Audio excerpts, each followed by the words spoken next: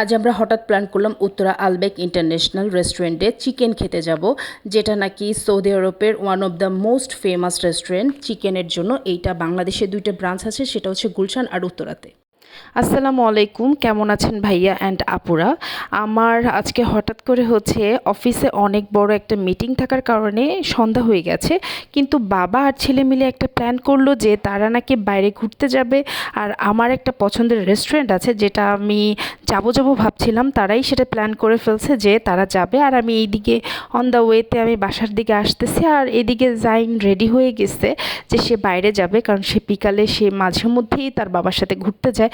সে মনে করতেছে as usual ঘুরতেই যাবে, কিন্তু রেস্টুরেন্টে যে যাবে এই প্ল্যানিং তার বাবার মাথায় যে ঘুরপাক খাচ্ছে সেটা সে নিজেও জানে না।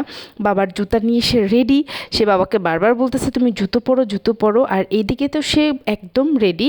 আর সে জানেই না যে আমি তার জন্য বাইরে ওয়েট করতেছি। এদিকে বাবাকে চুজ করে দিচ্ছে কোন জুতাটা বাবা পরবে, আর আমি তো এদিকে ওয়েট করতেছি আমার ছেলের জন্য, কারণ আমি চলে এসেছি। এই তো আমার ছেলের সাথে দেখা হয়ে গেছে আমার ঠিক বাসার সামনেই, 9 নম্বর সেক্টরের দিকেই। আমি আর আমার ছেলে হাঁটতেছি, কারণ খুব কাছেই রেস্টুরেন্ট, আমরা হেঁটেই যেতে চাইছিলাম, বাট ওই দিন অনেক গরম থাকার কারণে আমি রিক্সা নিয়েছি। আমার ছেলেও খালি খালি খালি করে ডাকতেছিল, কারণ আমরাও ডাকি তো, তার এটা শুনে শুনে অভ্যাস হয়ে গেছে। এই তো আমরা রিক্সা নিয়ে নিলাম, এখন আমরা ঠিক সেই রেস্টুরেন্ট আমাদের গন্তব্যের জায়গায় যাচ্ছি। এদিকে আমার ছেলে চুপচাপ করে বসে আছে, সে বুঝতে পারতেছে না সে কোথায় যাচ্ছে। সে আমাকে দেখে খুব খুশি হয়ে গেছে। এই তো আমরা চলে যাচ্ছি এই পাশে বাংলাদেশ মেডিকেল, আর হচ্ছে আল বাইক যে ইন্টারন্যাশনাল রেস্টুরেন্টটা, সেটা হচ্ছে আপনার বাংলাদেশ আই কেয়ার হসপিটালের ঠিক দোতলায় লিফটের একে। আর এদিকে বেবি শপ আছে। আমরা যাচ্ছি এই তো সামনেই, আর আমাদের রিক্সাওয়ালা মামাটা বরাবরই কেন জানি আমাদের ওই দিন ভালো পড়ে যায়। সে আমাদের বললো এখানেই নামবেন, আমরা বলছি হ্যাঁ। এই তো চলে এসেছি আলবাইক ইন্টারন্যাশনাল রেস্টুরেন্টে, যেটা নাকি সৌদি আরবের one of the famous restaurant, যেটার চিকেন নাকি অনেক মজা। আমি ফার্স্টে ভেবেছিলাম এটা দুবাইয়ের, পরবর্তীতে আমি না দেখলাম যে এটা হচ্ছে সৌদি আরবের। আর এই তো আমি রিক্সা ভাড়া দিয়ে নেমেই পড়লাম। এদিকে আমার ছেলে আর হচ্ছে আমার জামাইয়ের ভিডিও করতেছি, দুই দিকেই হচ্ছে চশমার দোকান। আমার ছেলে তো অস্থির হয়ে গেছে, চশমা তসমা, সে তসমা পরবে, সেভাবেই কথা বলে আধো আধো কণ্ঠে, আমার খুব ভাল লাগে। এদিকে আমার ছেলেকে নিয়ে আমি লিফটের সামনে অলমোস্ট দাঁড়িয়ে গেলাম। আমার জামাই বলতেছে তুমি একতলা উপরে উঠলেই কিন্তু তুমি আলবাইকে যেতে পারবে। আমি বলছি না, আমি আজকে অনেক গরম লাগতেছে, অস্থির লাগতেছে, টায়ার্ড লাগতেছে, আমি যাবো না।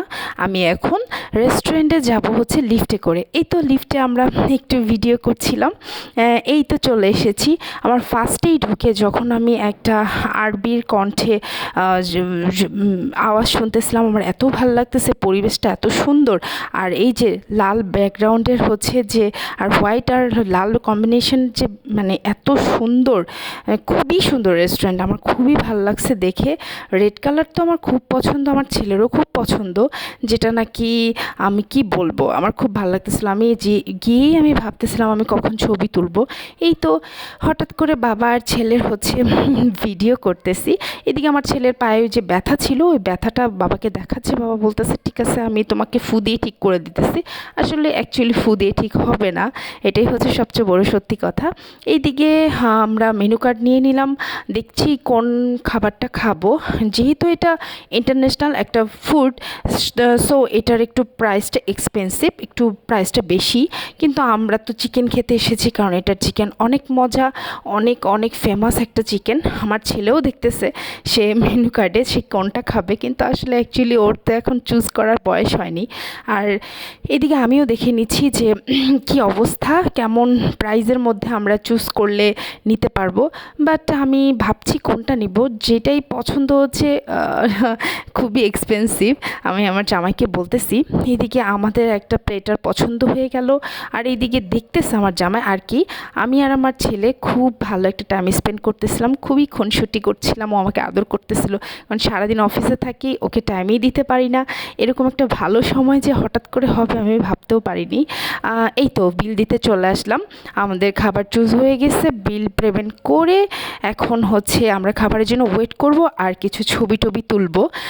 যেহেতু আমরা এখানে এসেছি আর আমার অফিসে প্রোগ্রাম ছিল বলে একটু রেডি টেডি ছিলাম, আর এদিকে আমার ছেলে অস্থির আমাদের পিছনে পিছনে ঘুরতেছে, বাবা মা বলে চিল্লাচ্ছে, কারণ ওই জায়গাটা এত সুন্দর।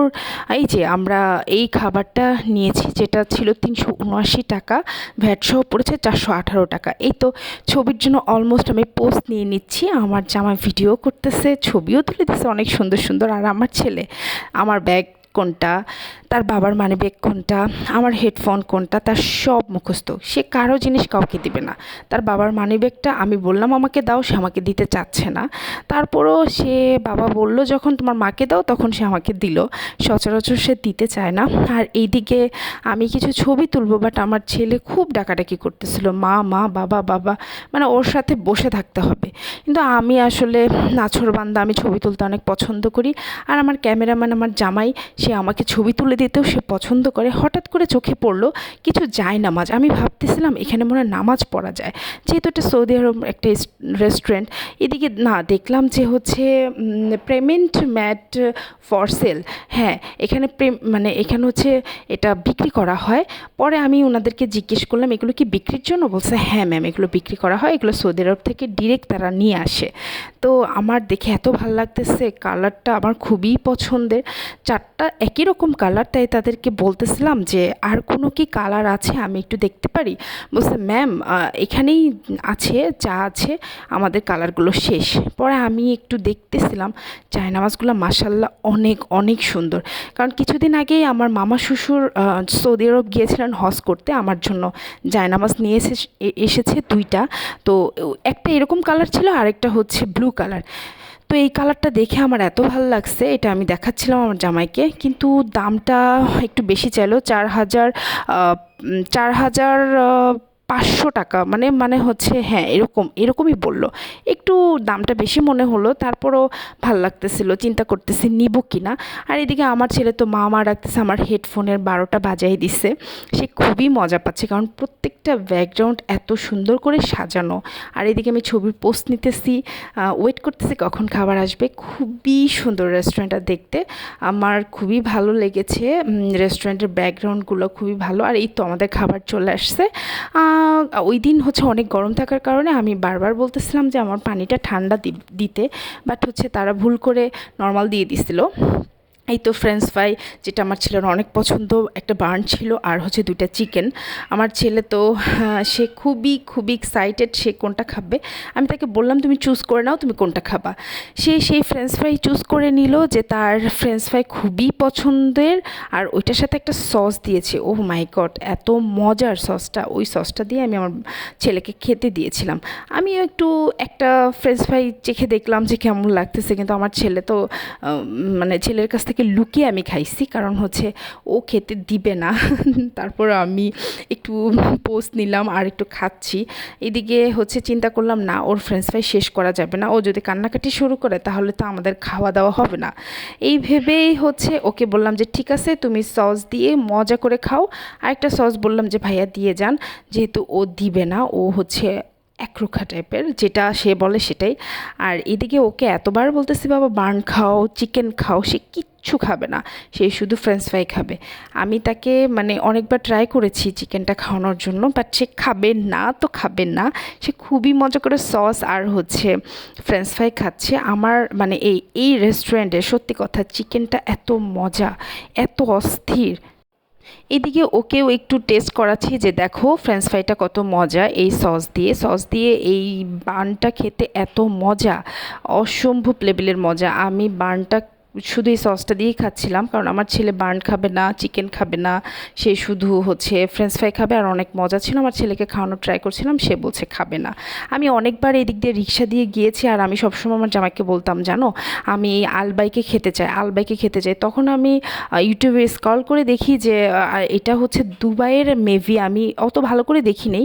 পরে ভালো করে দেখলাম যে না, এটা সৌদি আরবের one of the most famous হচ্ছে একটা রেস্টুরেন্ট, যেটা নাকি খুবই চিকেনের জন্য খুবই মজার একটা রেস্টুরেন্ট।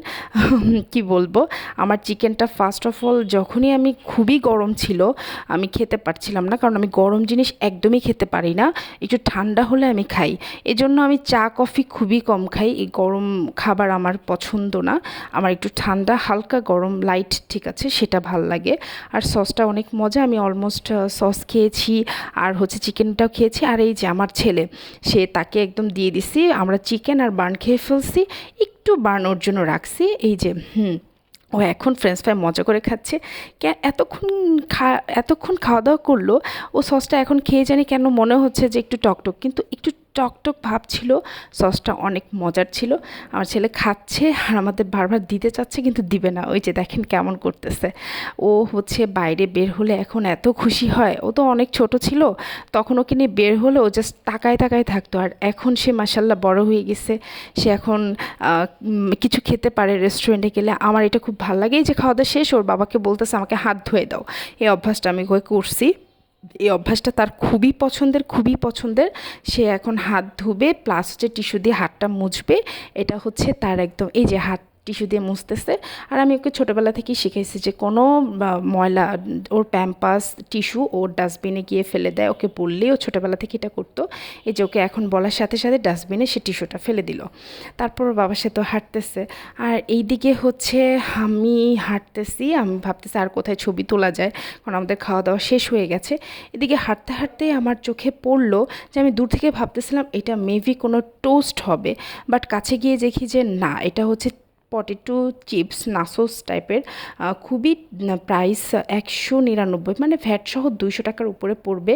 আমি তো ভাবতেছিলাম আমার ছেলে না বায়না ধরে এটা কিনেই দিতে হবে, কারণ ও যে নাছোড়বান্দা, কীভাবে মানে ওকে, ও খুব ভালো সুন্দর করে, আমি যখন চলে আসছি সেও আমার সাথে চলে আসছে। এই তো যাওয়ার টাইম হয়ে গেছে, আমার ছেলে হাঁটতেছে আর বারবার দেখতেছে আমার এই সাদা আর লাল রঙের ব্যাকগ্রাউন্ডটা অস্থির লেগেছিল। এই যে আমি হাঁটতেছি, আমি ভাবছি চশমা কিনবো, আর এদিকে সবার কাছ থেকে বিদায়